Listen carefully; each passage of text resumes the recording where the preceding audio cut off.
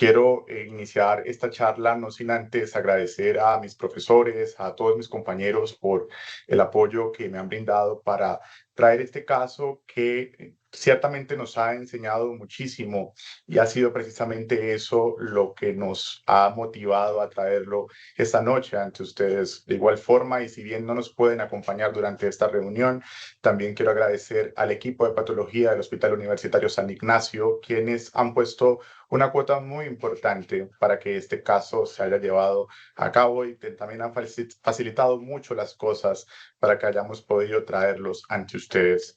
El caso que les presentamos hoy inicia en el año 2020, durante la pandemia de esta mujer de 46 años. Ella es natural, residente y procedente de la ciudad de Bogotá. Su ocupación es ser comerciante, su estado civil es casada, su religión es católica. Y cuando la conocemos por primera vez llega quejando dolor y dificultad para ver adecuadamente por el ojo izquierdo. Ya interrogando más sobre la evolución de sus síntomas, ella refería que 35 días antes de consultar empezó a presentar dolor y enrojecimiento del ojo izquierdo asociado a fotofobia y refería que este dolor era peor con los movimientos oculares, no había secreción conjuntival asociada. Aproximadamente 15 días después, el cuadro clínico evoluciona y la paciente empieza a presentar disminución progresiva de la agudeza visual y aumento en la intensidad del dolor ocular. Asociado a esto, aparecen fotopsias y miodesopsias, y todos estos síntomas hacen que la paciente, un día antes a llegar a nuestra institución, consulte en un centro oftalmológico donde se le hace un diagnóstico de una uveitis anterior y la remiten al servicio de urgencias. Cuando conocemos la paciente, sabemos que tiene una historia de diabetes tipo 2, que está en manejo con metformina, 850 miligramos 2 veces al día. No tenía historial quirúrgico de traumas, de alergias a medicamentos, ni historia transfusional. Había tenido 3 gestaciones por parto vaginal sin complicaciones y no había tenido ninguna pérdida obstétrica. Y dentro de su historia familiar destacaba que su madre había fallecido 15 años atrás por una leucemia mieloide aguda. Donde se valora inicialmente en oftalmología en urgencias, se identifica la revisión por sistemas, otros síntomas que la paciente venía presentando adicional a los síntomas visuales que la hacen consultar. La paciente de varios meses venía presentando cefalea holocraniana, tinnitus, disfagia orofaringia para la deglución de alimentos sólidos y pérdida subjetiva de peso. Durante esa valoración de oftalmología en urgencias se documenta que en el ojo izquierdo hay un compromiso importante de la agudeza visual. En el ojo derecho tenía una agudeza visual de 20/30, mientras que en el ojo izquierdo solo lograba contar dedos. A nivel de la presión intraocular no habían anormalidades y ya a nivel de la exploración tanto de la lámpara de hendidura como de la fundoscopía se identificaba la presencia de vitreitis, unas membranas inflamatorias móviles en la cámara anterior, junto a un desprendimiento del vitro posterior y tortuosidad de los vasos profundos retinianos con algunas hemorragias. Todo esto impresiona por primera vez al grupo de oftalmología como una panuveitis no granulomatosa con una escleritis anterior difusa del ojo izquierdo. De igual forma, por los síntomas que se habían identificado al interrogatorio, el grupo de oftalmología solicita valoración por neurología. Cuando neurología hace la valoración de la paciente, documenta que los signos vitales son normales, pero sí hay otras alteraciones en su examen físico. Se evidenciaba la presencia de hipoestesia facial derecha, había desviación de la comisura labial hacia la derecha. Durante la protrusión de la lengua, esta se desviaba de forma lateral hacia la derecha y había también caída del velo del paladar junto a ausencia del reflejo nauseoso. A nivel de la exploración de la fuerza no habían alteraciones y los reflejos osteotendinosos, la sensibilidad, todos estos eran normales. Con estos elementos, neurología considera que la paciente cursa con una neuropatía craneal múltiple con compromiso del quinto, séptimo, noveno, décimo y doceavo par, el cual a su vez podría estar explicado por un posible proceso a nivel de las meninges. Todo esto, junto a la presencia de una panuveitis no granulomatosa, configuraban la presencia de un síndrome uveomeningio. Y en consonancia con esto, se solicita una resonancia de cerebro con contraste y la realización de una punción lumbar. La paciente es llevada entonces a la resonancia de cerebro con contraste, donde en la imagen vemos tres cortes, dos cortes transversales, todos están en una secuencia de T1 con gadolinio y vemos también un corte coronal. Y lo que se encuentra en este estudio es que hay un engrosamiento focal asimétrico liso de la meninge dural que realza tras la administración de contraste y que se localizaba a nivel de la fosa posterior, que se irradiaba o que se extendía también al polo acústico, al foramen cóndilo yugular, y que estos hallazgos estaban en consonancia con una paquimeningitis hipertrófica focal. Por otro lado, se le hace a la paciente una punción lumbar, donde se documenta una presión de apertura que es normal. El aspecto macroscópico del líquido no era alterado, era cristal de roca, pero sí se identificaba la presencia de una pleocitosis a expensas de linfocitos e hiperproteinorraquia. No había hipoglucorraquia y una prueba de santocromía también fue negativa. Por otro lado, todos los estudios que se realizaron encaminados a descartar infección, como un cultivo de gérmenes comunes, un film array para meningitis, una PCR para Mycobacterium tuberculosis, tinta china, BDRL, antígeno histoplasma, fueron negativos. Y por último, se realizó una citometría al líquido cefalorraquídeo, el cual también fue normal. Con todos estos elementos y ante la posibilidad de una enfermedad reumática autoinmune sistémica que pudiese explicar los síntomas del paciente, el grupo de neurología solicita valoración por reumatología. Ya al interrogatorio de la evaluación por reumatología no se identificaron síntomas constitucionales, no habían síntomas secos, no habían lesiones en la piel, no habían úlceras en la mucosa oral o genital. La paciente estaba asintomática desde el punto de vista cardiopulmonar y gastrointestinal, no había artralgia ni fenómeno de Raynaud y en su historia familiar no habían antecedentes de enfermedades autoinmunes. Y ciertamente al examen físico, diferente a las alteraciones que ya se habían documentado, tanto por los grupos de oftalmología como de neurología, no habían otras alteraciones. De tal modo que para este punto tenemos una paciente con un síndrome obviomeningio que describe a aquellas condiciones que de forma concomitante generan uveitis, bien sean estas anteriores, intermedia o posterior, o panuveitis, retinitis, corioretinitis y meningitis o meningoencefalitis. Los síndromes uviomeningios engloban múltiples diagnósticos que de forma general pueden ser agrupados en tres grandes grupos. El primero de ellos son los grupos infecciosos, que son siempre los diagnósticos diferenciales que se deben tener en cuenta porque son los que con mayor frecuencia se describen. Y aquí importante destacar la toxoplasmosis, algunas infecciones fúngicas, la tuberculosis, la sífilis y a nivel de las infecciones virales, el virus de la varicela zoster y también los virus del herpes simple. En cuanto a las causas inflamatorias, destacan las vasculitis asociadas a ANCAS, la sarcoidosis, la enfermedad de Behçet y el Bot-Koyanagi-Harada, y ya en menor frecuencia el linfoma, la enfermedad metastásica o los síndromes paraneoplásicos. Sin embargo, lo que habíamos documentado a nivel de la imagen de nuestra paciente era una paquimeningitis hipertrófica que, al igual que los síndromes uviomeningios, también tiene causas infecciosas, inflamatorias autoinmunes y neoplásicas. Y veíamos que habían diagnósticos que estaban presentes tanto en una condición como en la otra. Tal es el caso de todos los diagnósticos infecciosos como la tuberculosis, la meningitis viral, la sífilis y las infecciones fúngicas, las enfermedades neoplásicas como el linfoma, la meningitis carcinomatosa y dentro del grupo de las inflamatorias autoinmunes, las vasculitis asociadas a ANCA, la sarcoidosis y la enfermedad de Behçet. Sin embargo, importante mencionar dentro de ese grupo que un porcentaje importante de los pacientes también puede estar asociada a enfermedad relacionada con IgG4 y ya en menor frecuencia otras enfermedades como el lupus eritematoso sistémico, el síndrome de Sjögren o la artritis reumatoide. Otras causas menos frecuentes son aquellas que son asociadas a estados postquirúrgicos del sistema nervioso central o la hipotensión intracraneal. De tal suerte que para ese momento de la valoración de reumatología, la gran pregunta era ¿qué enfermedad podría explicar de forma conjunta la presencia tanto de una panuveitis con una escleritis anterior y una paquimeningitis hipertrófica en esta paciente? Y vemos que en este punto los diagnósticos diferenciales aún eran amplios y no estaban netamente circunscritos a las enfermedades reumáticas autoinmunes sistémicas. Todavía seguía teniendo un papel la tuberculosis, la sífilis, el linfoma y la enfermedad de Bot-Koyanagi-Harada.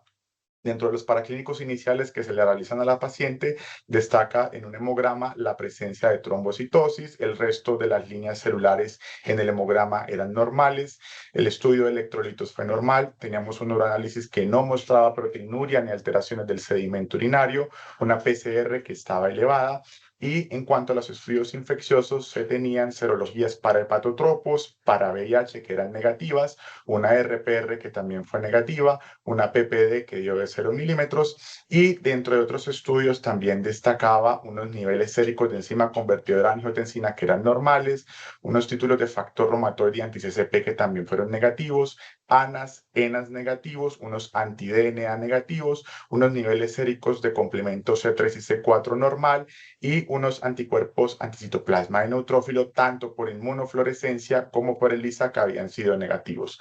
De igual forma, en ese momento se solicitaron unas subclases séricas de IgG, las cuales fueron normales.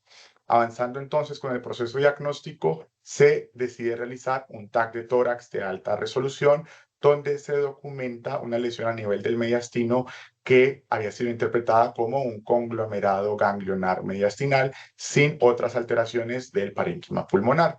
De igual forma, se realizó un TAC de cuello que había sido normal, un TAC de abdomen y pelvis que no mostraba alteraciones y una videocine de deglución. Recordemos que nuestra paciente había referido también disfagia orofaringia para los alimentos sólidos y se mostraba aspirado en medio de contraste de consistencia sólida hasta el nivel de las cuerdas vocales con reflejo tusígeno. Dado que en este punto aún no se había logrado encontrar un diagnóstico, se decide llevar a la paciente a una biopsia de mediastino por toracoscopia. La gran sorpresa para el grupo quirúrgico una vez están operando es que lo que en la tomografía había sido descrito como un conglomerado ganglionar ciertamente correspondía a una masa cuyas características macroscópicas eran de un aspecto fibroso, pétreo y que estaba localizada entre el callado de la aorta, la arteria pulmonar y el nervio frénico izquierdo. Todo esto hacía que la masa estaba localizada en una zona de alto riesgo, lo cual dificultaba, por un lado, lograr removerla en su totalidad y también obtener una adecuada muestra de tejido. Sin embargo, se logra tomar esto último y finalmente se recibe para ese momento un resultado de una biopsia. Esta biopsia la vemos aquí en panorámica, donde se ve una abundante, esa es una hematocilina y eosina, donde se ve una abundante estroma con predominancia de fibroblastos y de fibrosis y algunos infiltrados inflamatorios. Esto ha sido interpretado como fragmentos de tejido fibroso que principalmente estaban constituidos por fibroblastos que tenían un aspecto reactivo y que estaban inmersos en un estroma colagenizado. De igual forma, las tinciones de histoquímica para microorganismos que incluían un ácido periódico de Schiff, una tinción de plata y un silnicen habían sido negativas. En este tejido no se identificaba la presencia de granulomas ni de malignidad y era claro que aquí no había tejido linfático y unos estudios de inmunohistoquímica que se realizaron en un primer momento para descartar un angioliposarcoma también fueron negativos. En este punto, y que teníamos ya con todos los estudios que habíamos avanzado dentro de los primeros diagnósticos diferenciales que se habían planteado para esta paciente. Si comenzamos con los diagnósticos infecciosos, pues para tuberculosis teníamos una PP de 0 milímetros, teníamos un GeneXpert en líquido cefalorraquídeo que había sido negativo y una biopsia que no mostraba la presencia de granulomas caseificantes.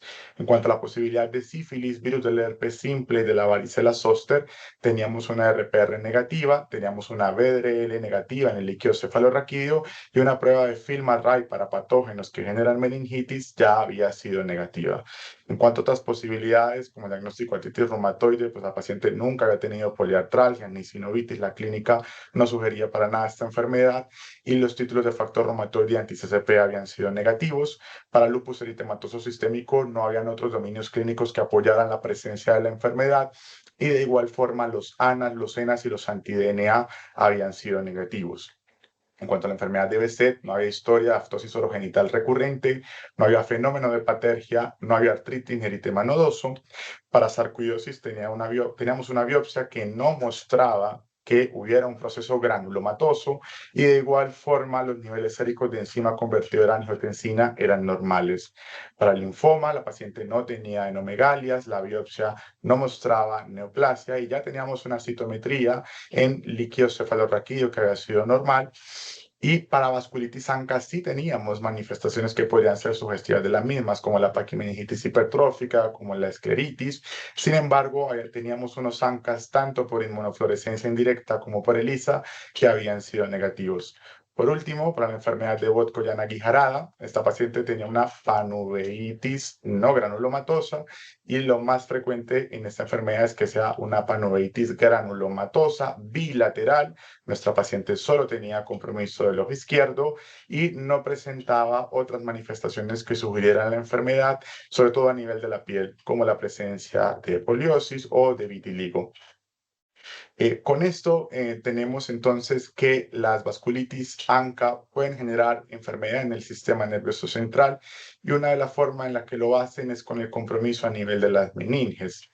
Esto es más frecuente en la forma de paquimeningitis, que es ese engrosamiento que en las imágenes se ve como un engrosamiento irreal tras el medio de contraste de la meninge dural. Esta paquimeningitis puede ser a su vez craneal o puede ser medular. Y algunos autores han planteado que cuando se cogen todo el grupo de los pacientes que tienen paquimeningitis y se dejan de lado aquellos que tienen una causa infecciosa o neoplásica, las vasculitis asociadas a ANCA pueden llegar a ser hasta un 50% de las causas de paquimeningitis hipertrófica. Es una condición que se ve con mayor frecuencia en las mujeres y está más asociada a este fenotipo de granulomatosis con poliangeitis, menos frecuente en las poliangeitis microscópicas y casi que excepcional en la granulomatosis eosinofílica con poliangeitis. La manifestación clínica más frecuente de esta condición es la cefalea, casi que es el síntoma universal, seguido por la presencia de neuropatía craneal múltiple. También en orden de frecuencia, las convulsiones y el síndrome mental orgánico se pueden presentar en estos pacientes. En cuanto a la neuropatía craneal múltiple, es frecuente el compromiso del segundo par, de los oculomotores, del quinto del trigémino, del séptimo que es el facial y del octavo el vestíbulo coclear, pero hay unos nervios que de forma muy infrecuente se van a afectar en el contexto de la paquimeningitis hipertrófica, sobre todo el primer par craneal y el onceavo. Si bien la paquimeningitis hipertrófica por vasculitis ANCA se asocia más a ese fenotipo de GPA, la mayoría de estos pacientes y lo que está registrado en la literatura es que sean positivos para MPO en lugar de PR3. En cuanto a las manifestaciones radiológicas, tenemos que las paquimeningitis hipertróficas se pueden clasificar según su distribución, si son difusas o si son focales, y según su morfología, si son lisas o si son nodulares. Ya hablando de las vasculitis asociadas a ANCA con paquimeningitis hipertrófica, lo más frecuente es que sean focales, que sean lineares, como se veía en el caso de nuestra paciente, y las zonas que comprometen con mayor frecuencia son la hoz del cerebro y las convexidades. Con esto, con todos estos elementos y ya luego de haber hecho este ejercicio diagnóstico en el año 2020, se hace una junta multidisciplinaria y se considera que el diagnóstico más probable de este paciente es una vasculitis ANCA seronegativa. Se decide por esto inicio de bolos de metilprednisolona con posterior transición a prednisolona oral y se indica una terapia de inducción con ciclofosfamida por 6 meses. De esto sabemos que la paciente recibe una dosis de ciclofosfamida durante su estancia hospitalaria y posteriormente se le da egreso. Desafortunadamente, como pasa algunas veces con nuestros pacientes, le perdemos el seguimiento a ella y no volvemos a saber nada durante el resto del año 2020, 2021, 2022 y 2023, hasta que volvemos a encontrarnos con nuestra paciente en el año 2024. Para este momento, la paciente refería de 15 días de evolución, disnea progresiva que había evolucionado en NIHA 3 y dolor torácico opresivo un día antes de consultar. Dentro de sus antecedentes, pues destacaba nuevamente la diabetes, el antecedente interrogado y una vasculitis ANCA, pero nos damos cuenta para ese momento que la paciente no venía recibiendo ningún tratamiento y no había seguido ningún control por reumatología de forma ambulatoria. En la valoración por urgencias, al interrogatorio dirigido, nuevamente no habían síntomas constitucionales, no habían síntomas secos. La paciente persistía con miodesopsias y disminución de la agudeza visual en el ojo izquierdo. Había resuelto la disfagia orofaringea y no tenía nuevamente ni artralgias ni fenómeno de Raynaud. No habían lesiones en la piel, en úlceras o en la mucosa oral o genital. Ya en su examen físico por medicina interna, durante la valoración de urgencias, se documenta que la paciente tiene taquicardia en el reposo. En su examen físico también se evidenciaban ya secuelas de lo que había ocurrido 4 años atrás. Persistía con hipoestesia facial derecha y desviación de la comisura labial, pero ya habían otros signos que eran nuevos. La paciente tenía tumefacción a nivel de los globos oculares, que sugería una posible dacryoadenitis bilateral, y a nivel de la auscultación cardíaca tenía un soplo diastólico en el foco aórtico grado 3/6. El resto de la exploración física había sido normal. En consonancia con esto y entendiendo que el motivo de consulta había sido dolor torácico, se tomó un electrocardiograma que muestra una taquicardia sinusal, unos valores de troponina T habían sido normales, un dímero D estaba francamente elevado. En el hemograma destacaba la presencia de anemia normocítica normocrómica y una PCR 9.2. El resto de estudio de creatinina y aminotransaminasas eran normales. Con esto y ante la sospecha de un tromboembolismo pulmonar, se decide llevar la paciente a un angiotac de tórax. En el angiotac se descarta el diagnóstico de tromboembolismo pulmonar, pero lo que se encuentra es una lesión dependiente de la pared de la aorta con densidad de tejidos blandos que la envolvía desde su origen y hasta la primera porción de la aorta descendente, y esta alcanzaba un grosor de hasta 36 milímetros. Sin embargo, entendiendo que este estudio se había hecho con un protocolo de arterias pulmonares y por recomendación del grupo de radiología, se decide hacer un angiotac con protocolo para aorta torácica y abdominal. En este estudio vemos entonces que hay un engrosamiento de las paredes de la aorta ascendente desde la raíz, con compromiso del callado aórtico y del segmento proximal de la aorta descendente, asociado a un aumento de la densidad de la grasa mediastinal periaórtica. No había compromiso en otros segmentos de los territorios de la aorta ni de otros vasos, y estos hallazgos sugerían la presencia de una vasculitis de grandes vasos. Por esto, vuelve a ser interconsultado el grupo de reumatología por esta impresión diagnóstica y la presencia de una dacryoadenitis bilateral, por lo cual se indica en un momento inicial la realización de un PET-CT y un TAC de órbitas, eh, por lo que se procede a realizar el PET-CT con FDG, donde se documenta que hay un aumento en la captación del trazador por un aumento del metabolismo en las paredes de la aorta desde su origen, con compromiso del callado y la primera porción de la aorta descendente. Este estudio ya nos confirmaba que la paciente tenía una aortitis. De igual forma, en la TAC de órbitas que se solicita, se documenta un aumento del tamaño de ambas glándulas lagrimales, lo que corrobora la presencia de una dacryoadenitis. Ya con todos estos elementos, en este punto nos preguntábamos, ahora tenemos una paciente que tiene una aortitis que nuevamente sigue cayendo dentro de la posibilidad que haya alguna enfermedad inflamatoria, infecciosa o miscelánea que esté explicando este hallazgo. Y como vemos, habían muchos diagnósticos que incluso se habían considerado 4 años atrás, que seguían estando vigentes como posibles candidatos para explicar los síntomas que tenía la paciente. En este escenario de la ortitis y de la vasculitis de grandes vasos, pues considerar la arteritis de células gigantes, la arteritis de Takayasu, la enfermedad relacionada a IgG4, pero quizás de las que se habían considerado 4 años atrás, cuando teníamos a esa paciente con una paquimeningitis hipertrófica, panoveitis y escleritis, seguían destacando la enfermedad de Behçet, la sarcoidosis, la vasculitis asociada a ANCAS, el lupus, y aún estaban los diagnósticos infecciosos, principalmente la tuberculosis y la sífilis.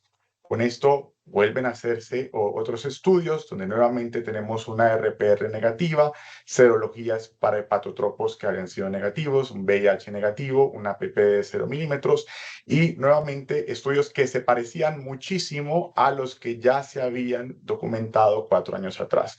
Una enzima convertidora de angiotensina que era normal, ANA-CIENAS negativos, factor reumatoide anti-CCP negativo, niveles de complemento y anti-DNA que habían sido normales y negativos respectivamente, unos anticuerpos anticitoplasma de neutrófilos nuevamente tanto por inmunofluorescencia como por ELISA que habían sido negativos, 3 botellas de hemocultivos que habían sido negativas a los 5 días de incubación y unas subclases séricas de inmunoglobulina G que eran normales.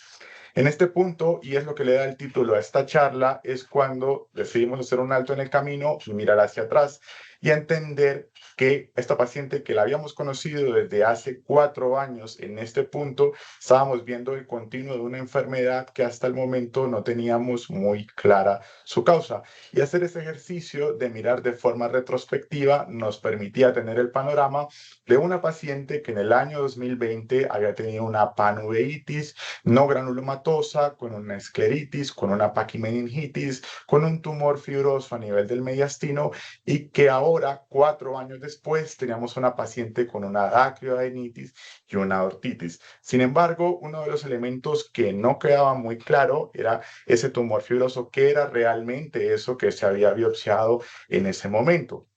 En ese punto se decide solicitar apoyo del grupo de patología, donde afortunadamente aún se conservaban muestras de ese tejido en los bloques de parafina y se vuelven a montar láminas para una segunda revisión de esa biopsia del mediastino. Ya durante esa segunda revisión de la biopsia, en la hematocilina y eosina, se documenta que esa fibrosis tenía un patrón verticilado, discontinuo, y que era sugestivo de una fibrosis de patrón estoriforme. De igual forma, en la masa se veían unos cambios a nivel de la vasculatura que eran sugestivos de vasculitis por un infiltrado perivascular, sobre todo a nivel de las venas que generaba algunas que colapsaran. Esto era concordante posiblemente con una flebitis obliterante y ya a nivel del estudio de la inmunohistoquímica se detectó la presencia de un infiltrado linfoplasmocitario positivo para IgG4 de aproximadamente 10 a 15 células por campo y con una relación de entre IgG4 e IgG del 20%. Teniendo en cuenta ya todos estos elementos, los hallazgos de la biopsia, consideramos que nuestra paciente estaba cursando con una enfermedad relacionada a IgG4. La enfermedad relacionada a IgG4 es una enfermedad fibroinflamatoria de base autoinmune y cuya principal manifestación clínica es el aumento en el tamaño de órganos. La enfermedad, como se ve en las fotografías, genera masas y esto hace que en un primer momento sea fácilmente confundida con otros diagnósticos como las neoplasias. La prevalencia en el mundo es desconocida. En algunos países, como es el caso de Japón, se han reportado prevalencia de 5 o 10 casos por 100.000 individuos. Es una enfermedad que aparece con mayor frecuencia en los hombres respecto a las mujeres y su curso clínico es principalmente subagudo. La enfermedad relacionada a IgG4 no tiene un cuadro clínico agudo, explosivo, con un compromiso de órgano abrupto que rápidamente amenace la vida del paciente, sino que más bien tiene un curso insidioso. Muchas veces el diagnóstico se realiza por los estudios de imagen y sí es cierto que se caracteriza por ser una enfermedad que tiene periodos de remisión y periodos de recidiva. El compromiso puede estar circunscrito solamente a un órgano o puede haber compromiso de múltiples órganos. Y en este último caso, ese compromiso puede ser sincrónico o puede ser metacrónico. Es decir, en un primer momento no siempre van a estar presentes de forma simultánea todas las manifestaciones clínicas de la enfermedad, como es el caso que veíamos en nuestra paciente. La enfermedad relacionada a IgG4 es una condición descrita relativamente reciente en la literatura. Ya en el año 2001, unos autores en Japón planteaban que había una asociación entre los niveles séricos de IgG4 y aquellos pacientes que tenían pancreatitis esclerosante, es decir, pancreatitis autoinmune. Y cuando se les comparaba a estos pacientes con aquellos que no tenían enfermedad del páncreas o que incluso tenían enfermedades como cáncer de páncreas o tumores benignos o pancreatitis aguda, esta elevación era mayor en estos pacientes. Sin embargo, va a ser 2 años después, también por unos autores del Japón, donde por primera vez en la literatura científica se va a proponer el nombre de enfermedad autoinmune relacionada a IgG4, con esta publicación donde se describe el caso de 8 pacientes con pancreatitis autoinmune y donde reportan estos estudios de inmunohistoquímica no solamente de tejido pancreático, sino también de circulación portal, de mucosa gástrica, colónica o de médula ósea, donde se detectaba esa presencia de ese infiltrado linfoplasmocitario positivo para IgG4. Es decir, ya aquí los autores reconocían la naturaleza sistémica de la enfermedad. Y a medida que se ha ido avanzando en el entendimiento de la enfermedad y de sus múltiples manifestaciones, hemos ido aprendiendo que condiciones clínicas que antiguamente se pensaban que eran fibrosantes de causa idiopática, como algunas formas de tiroiditis, hipofisitis autoinmunes, el tumor de Kuttner, que es el tumor de las glándulas submandibulares, la enfermedad de Ormond, que es la fibrosis retroperitoneal idiopática, o la enfermedad de Mikulicz, realmente eran parte del espectro o son parte del espectro de la enfermedad relacionada a IgG4. Está escrito en la literatura que la enfermedad puede virtualmente comprometer cualquier órgano. Sin embargo, hay unos que se presentan con compromiso clínico de mayor frecuencia. Esto va a estar principalmente dado a nivel del páncreas y a nivel de las glándulas salivares o de las glándulas lacrimales. En menor frecuencia va a haber compromiso de la órbita en la forma de orbitopatía inflamatoria o incluso de miositis de los músculos extraoculares, compromiso del pulmón, de las vías biliares, y en menor frecuencia va a haber compromiso de la aorta, de la paquimeninges o de la glándula tiroides. En nuestra paciente estaba presente ese compromiso de paquimeningitis hipertrófica con aortitis y con dacroanitis bilateral. En el año 2019, el doctor Zachary Wallace, en esta publicación, describe 4 fenotipos de la enfermedad relacionada a IgG4. El más frecuente de ellos es aquellos pacientes que presentan un compromiso limitado al páncreas o a las vías biliares. Un segundo fenotipo son aquellos pacientes que hacen compromiso de fibrosis retroperitoneal y aortitis. Un tercer fenotipo son aquellos que tienen una enfermedad limitada a la cabeza y el cuello, donde pueden hacer orbitopatía inflamatoria, inflamación submandibular, dacroadenitis o linfadenopatías. Y un cuarto grupo que se ha denominado como grupo de fenotipo Mikulicz sistémico, que son pacientes que hacen compromiso de la parótida, submandibular lacrimal y de linfadenopatías. Sin embargo, hay diferencias notables dentro de estos grupos, sobre todo en cuanto a cómo se distribuyen en función de hombres y mujeres, pero también de cómo se distribuyen en el mundo.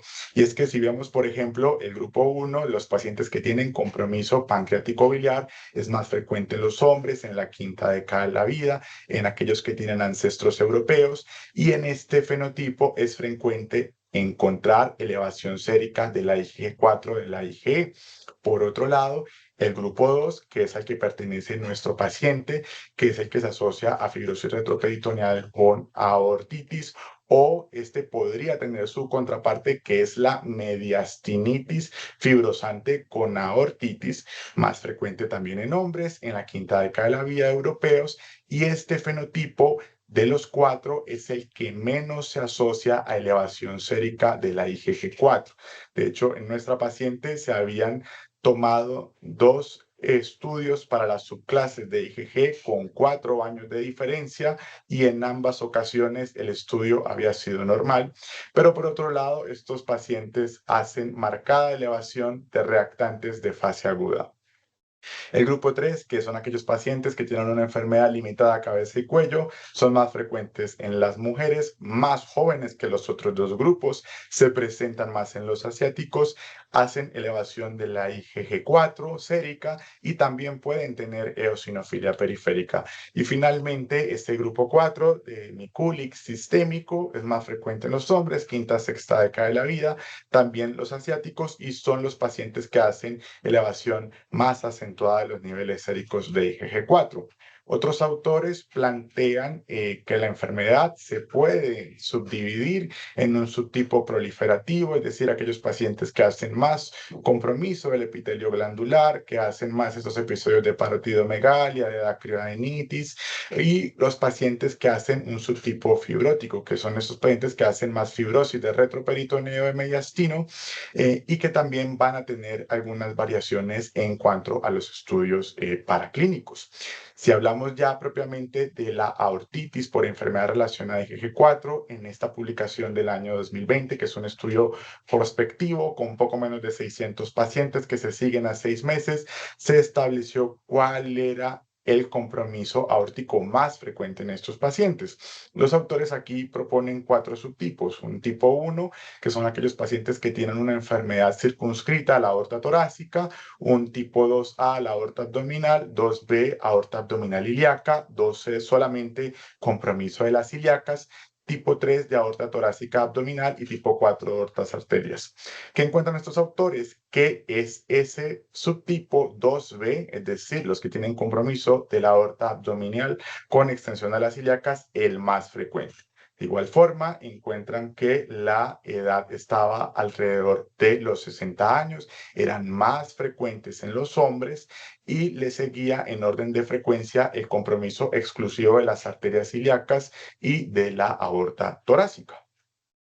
¿Cómo se desarrolla la enfermedad por IgG4? Este es un tema que está incluso todavía en investigación. Se sabe que el sistema inmune juega un papel importante en donde un linfocito B virgen reconoce potenciales antígenos que aún no se han definido del todo, pero que en presencia de ciertos locus de riesgo como el HLA-DRB1 o algunos genes que codifican el factor cristalizable de la inmunoglobulina G, puede eventualmente interactuar con dos células efectoras que son importantes. Una de ellas es el linfocito T folicular de tipo 2 y la otra es el linfocito T CD4 citotóxico. Importante este último porque se sabe que es esta célula la que tiene la capacidad de sintetizar interferón gamma, interleuquina 1 beta, factor de crecimiento transformante beta, todas estas citoquinas que van a actuar sobre el fibroblasto y van a promover la fibrosis que se ve en los tejidos.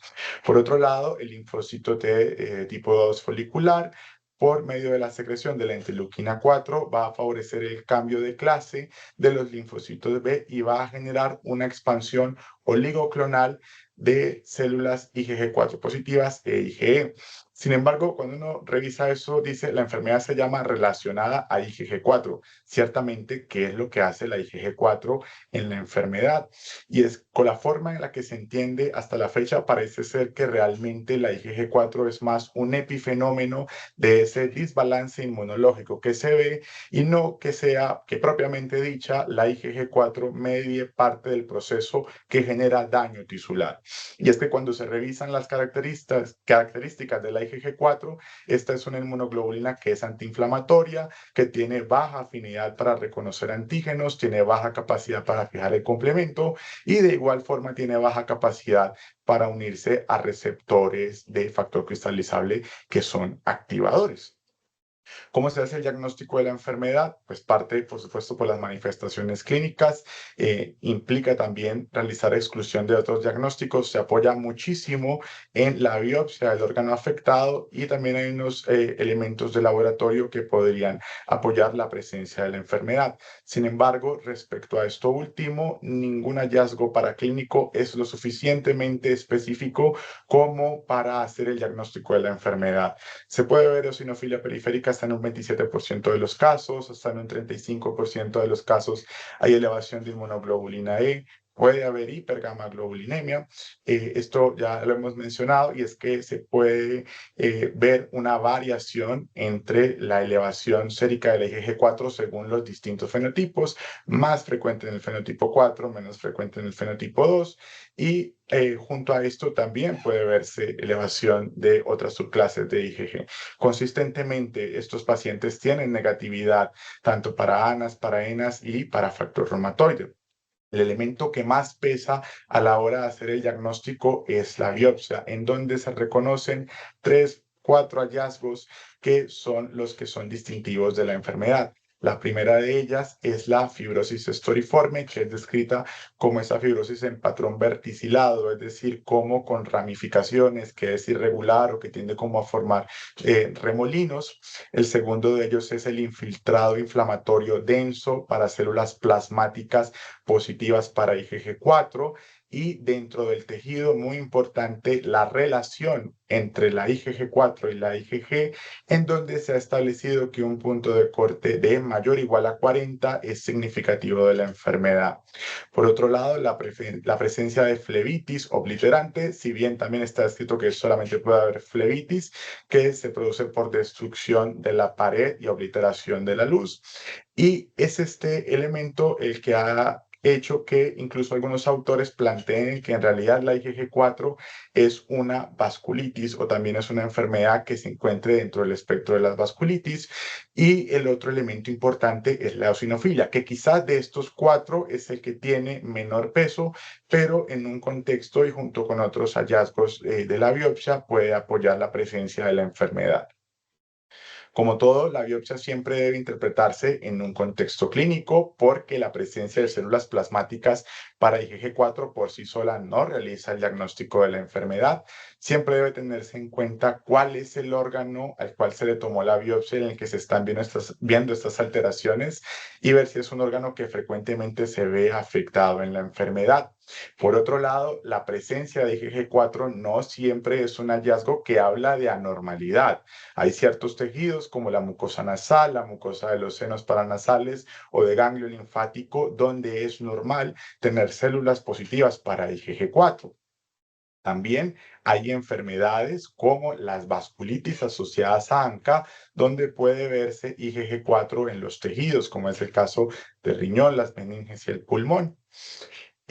Y otro elemento importante a tener en cuenta es que la capacidad, es decir, el rendimiento para que en la biopsia se detecten células plasmáticas positivas para IgG4 va a depender del tejido y del tipo de biopsia. Y respecto a esto último, muy importante si es una biopsia quirúrgica o no quirúrgica, en donde se ha documentado como, por ejemplo, biopsias que se toman por aspiración de aguja fina tienen un menor rendimiento para detectar estas células plasmáticas.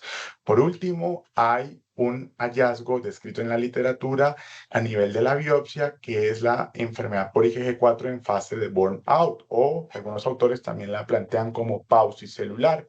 Y es ese tejido donde predomina la fibrosis con muy poco o incluso con ausencia de infiltrado linfoplasmocitario.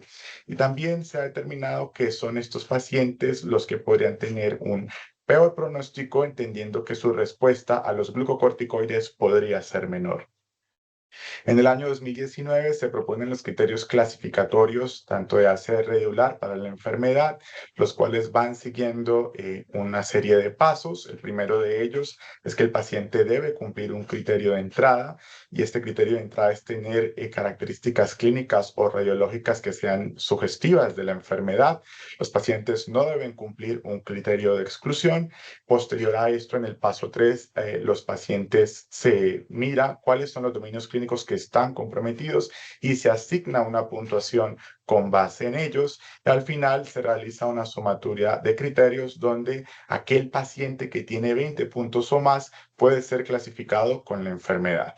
Si hacemos el ejercicio con nuestra paciente, en cuanto al criterio de entrada, nuestro paciente tenía compromiso de las paquimeninges, tenía compromiso de la aorta y de la órbita, En cuanto al segundo paso, nuestra paciente no cumplía el criterio de exclusión. Nuestra paciente a nivel serológico no tenía leucopenia ni trombocitopenia, no había marcada eosinofilia periférica, no había positividad ya con 2 estudios con 4 años de diferencia, ni para ANAS, ni para AENAS, ni para ANCAS.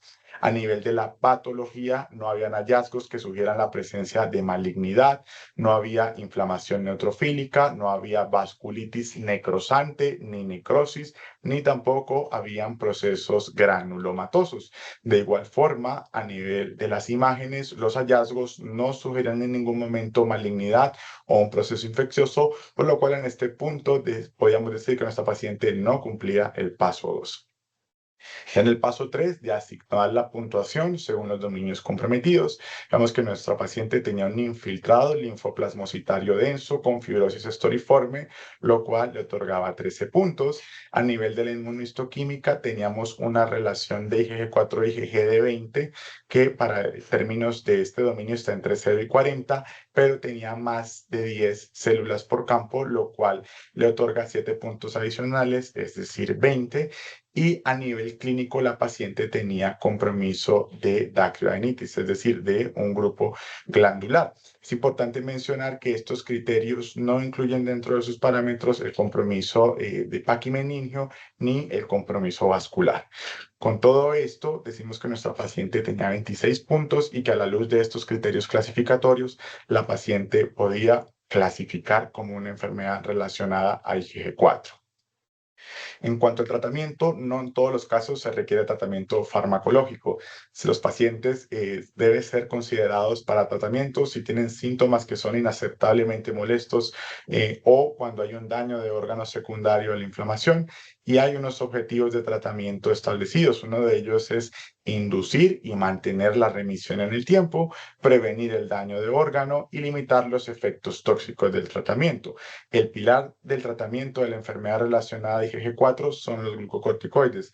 En la literatura es consistente que estos medicamentos no solamente reducen la inflamación, sino que también previenen el daño de órgano, resuelven las alteraciones radiográficas y logran mantener una remisión de la enfermedad.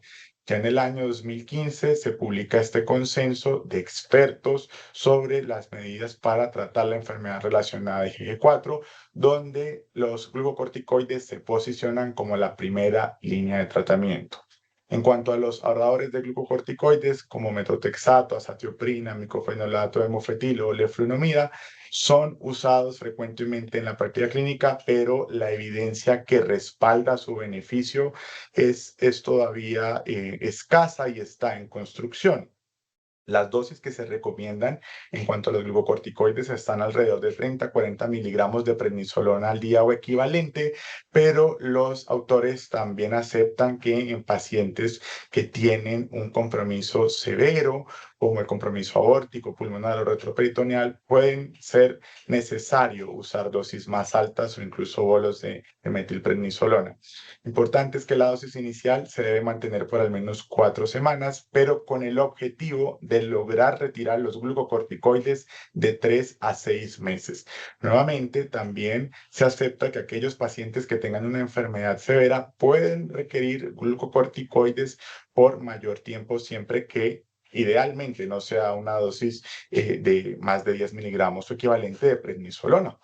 Cuando se hacen los estudios observacionales y se mira realmente qué hacen las personas en su práctica clínica en cuanto al tratamiento de la enfermedad por IgG4 luego de 6 meses, se ha visto que en muchos pacientes no se logra del todo retirar el glucocorticoide. Y es que si bien la enfermedad es muy sensible a estos medicamentos, responden muy bien, también es muy fácil que al retirar los mismos los pacientes hagan recaídas, como se ve en la gráfica, donde A y B representan 2 centros con experiencia en el manejo de estos pacientes. Luego de 6 meses, la mayoría de los pacientes no ha logrado retirar el glucocorticoide y todavía se utilizan algunas variaciones en dosis de prednisolona.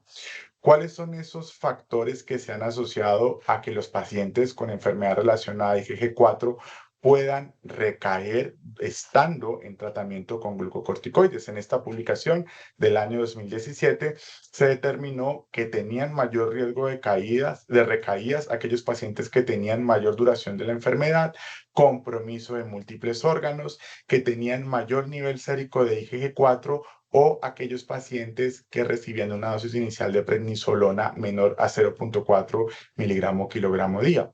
De igual forma, en esta misma publicación se ve cómo hacia el mes 72, cerca del 38% de los pacientes ya habían presentado una o más recaídas y por otro lado, la velocidad con la que se hacía la reducción de la dosis de prednisolona también se asociaba a que el paciente con mayor frecuencia pudiera recaer.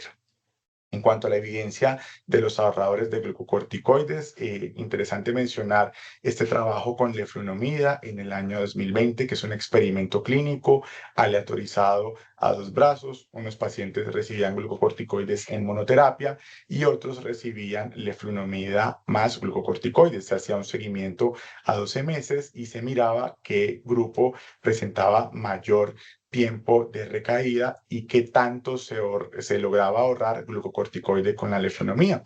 Y se encuentra que a los 12 meses, aquellos pacientes que recibieron leflunomida junto con glucocorticoides lograban mayores tasas de remisión o estar libres de recaídas en comparación a los pacientes que recibían glucocorticoides en monoterapia. De igual forma, a los 12 meses, el grupo de pacientes que había recibido leflunomida alcanzaba hasta un 74% dosis de 10 miligramos día y cerca del 58% de los pacientes lograba ahorrar glucocorticoides a una dosis de 5 miligramos día. También en cuanto a los ahorradores, hay trabajos con micofenolato de mofetilo, publicado en el año 2019, que también es un experimento clínico aleatorizado a 2 brazos, en donde se ve que los pacientes del grupo 2, es decir, aquellos que habían sido aleatorizados a recibir micofenolato con glucocorticoides, a los 12 meses tenían mayores tasas de remisión, pero en cuanto a las tasas de recaída, si bien era con significancia estadística menor en los pacientes a los 3 y a los 6 meses, a los 12 meses del estudio, entre ambos grupos no había diferencia. También entendiendo el papel del linfocito B en el desarrollo de la enfermedad, se han evaluado terapias como el rituximab, con este ensayo fase 2 del año 2015, con 30 pacientes donde todos recibieron 2 dosis de rituximab de 1 gramo y se vio cómo a los 6 meses el 97% de los pacientes había logrado una respuesta y que esta respuesta coincidía con una disminución en los niveles séricos de IgG4, que recordemos es un factor que se asocia a las recaídas y que incluso durante el seguimiento predice las recaídas. También está este metaanálisis del año 2021, donde se evalúa la eficacia de rituximab, pero con aquellos pacientes que tienen enfermedad por IgG4 con manifestación exclusiva biliopancreática, donde a los 6 meses el 88% mostraba una respuesta con rituximab y un 21% había mostrado recaídas. La evidencia está en construcción, hay múltiples estudios que se están haciendo con varias dianas inmunológicas, hay un trabajo de fase 2 que se está realizando con abatacept, con terapias anti-CD19, con inhibidores de tirosinquinasa de Bruton y también hay otro estudio fase 2 que se está haciendo con rituximab. Ya a modo de algoritmo y para resumir, siempre importante confirmar que se trate de la enfermedad, definir cuál es el fenotipo y la severidad de lo mismo. En aquellos pacientes que tengan una enfermedad severa con compromiso de páncreas, aorta, retroperitoneo, pulmón, la terapia de inducción requiere glucocorticoides orales o intravenosos con dosis de prednisolona posteriormente que pueden estar entre 30 y 40 miligramos con ahorrador. En caso de que los pacientes hayan respondido en un primer momento, no es muy claro cuándo es el momento en que se debe evaluar la respuesta, pero la meta debe ser que ya se logre un retiro total del glucocorticoide de 3 a 6 meses.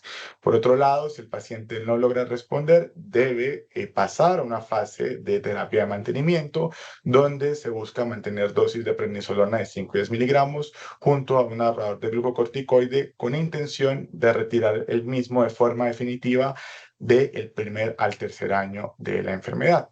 Por otro lado, aquellos pacientes que tienen una enfermedad no severa y que están asintomáticos podrían ser candidatos a un manejo expectante, solamente observación, y los pacientes que sí tienen síntomas pues van a requerir también dosis bajas de glucocorticoides con o sin ahorrador.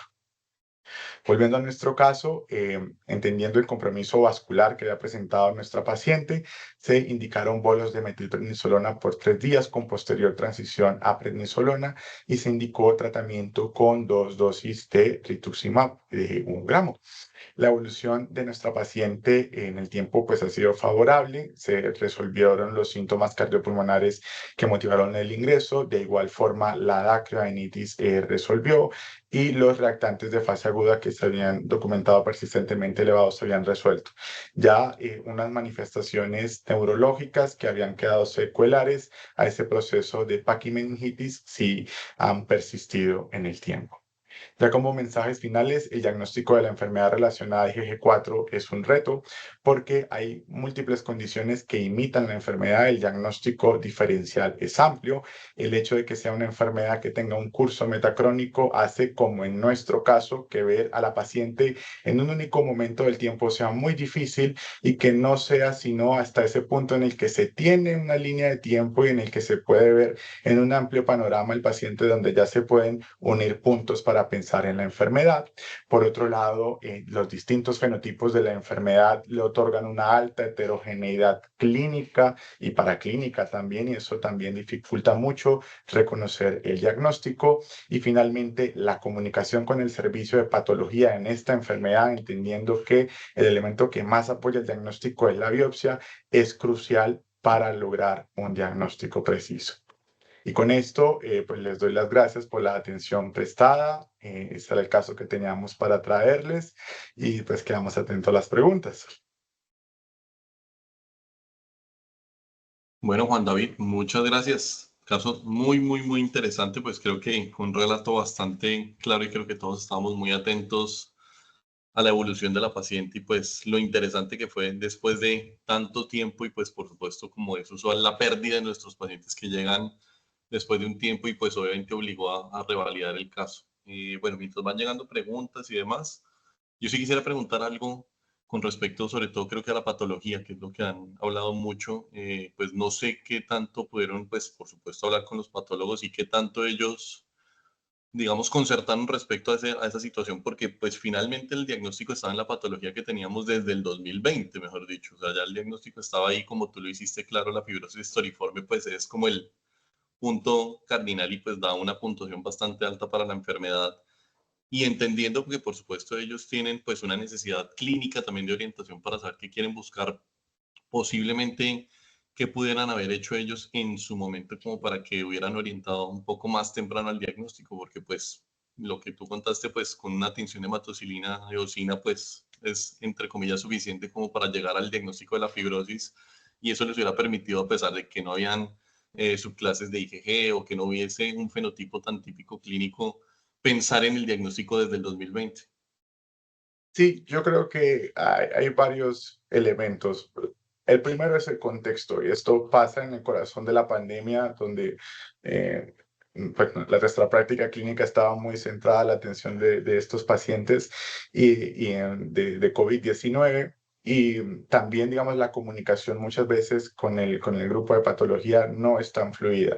Yo creo, y viendo el caso en retrospectiva, que un elemento que confundió mucho el diagnóstico es que la paciente debuta con una uveitis y con una escleritis, que como lo mostré en la revisión, no son manifestaciones que frecuentemente se vean asociadas a la enfermedad por IgG4. Yo creo que ese compromiso del ojo en un primer momento se comporta como un factor confusor que no hace que en un primer momento la enfermedad sea tenida en cuenta como un posible diagnóstico y pues aunado a que al patólogo le llega una muestra, si bien ellos tienen de pronto la posibilidad de revisar la biopsia y de hacerse una idea del contexto clínico, yo creo que son muy puntuales los casos donde uno se toma el trabajo de ir a hablar con patología, como se hizo en este segundo momento, en donde ya se podía ver la historia clínica como un abanico, ya tenemos un panorama más amplio y yo creo que ya diciéndole eso al patólogo, pues ya él va y busca dirigidamente y, y creo que pues eso, esa comunicación es lo que logra que sea un poco más preciso eso. Sí, de acuerdo, eso fue muy interesante y pues esa interacción definitivamente pues hizo el diagnóstico en su momento. Pues lástima que la paciente también tuvo una pérdida de ese seguimiento, pero pues es lo que usualmente nos ocurre, creo que a una gran parte. Bueno, no veo por ahora manos levantadas, entonces no sé si de pronto Santi y Daniel, pues como tutores del caso, quieran hacer algún aporte adicional. Dani. Gracias. No, primero que todo, felicitar a Juan el trabajo que ha hecho en las últimas semanas en los que preparó este caso con el apoyo de sus compañeros y los profesores de la Javeriana, pues impecable. Realmente quiero felicitarte por el esfuerzo y el tiempo dedicado, así que muchísimas gracias. Y como bien comentabas, pues resaltar ese contexto, ¿no? Ese momento en que se presenta el caso también, la pandemia, pero también, como decía Sebas, la situación que lastimosamente sucede con muchos pacientes nuestros que tienen pérdidas de seguimiento, pero que al final pues se rompecabezas se logra armar y podemos llegar a este desenlace y a este diagnóstico con un tratamiento pues que afortunadamente ha tenido una respuesta adecuada con algunas secuelas desde el punto de vista neurológico, pero pues por lo menos con un mejor control. Entonces, felicitarte, Juanda, y a Santi y a todo el equipo de la universidad por el trabajo. Muchas gracias. Gracias, Dani. Bueno, hay una mano levantada. El doctor Giovanni Ballesteros. Jova. Hola Sebas, felicitaciones, buenas noches a todos. Soy Johnny Ballesteros, reumatólogo del Hospital Militar. Felicitaciones, el caso es muy bueno y la presentación fue impecable y manejó muy bien los tiempos y la forma como puso la pantalla para que lo pudiéramos ver y no como si fuera presencial. Lo felicito. Muchas gracias. Les quería preguntar a Daniel y a Santi, a la hora, yo he tenido un par de casos de pacientes con enfermedad por GD4 y en la práctica son mucho más complejos de lo que pues, tan complejos como ustedes lo presentaron, incluso lo que no se puede llegar a imaginar. En ese contexto, incluso considerando ustedes qué consideraciones tienen en cuenta para escoger el ahorrador en el sistema actual en que nos estamos, e incluso en nuestros pacientes que por una u otra razón no, pues se pueden perder.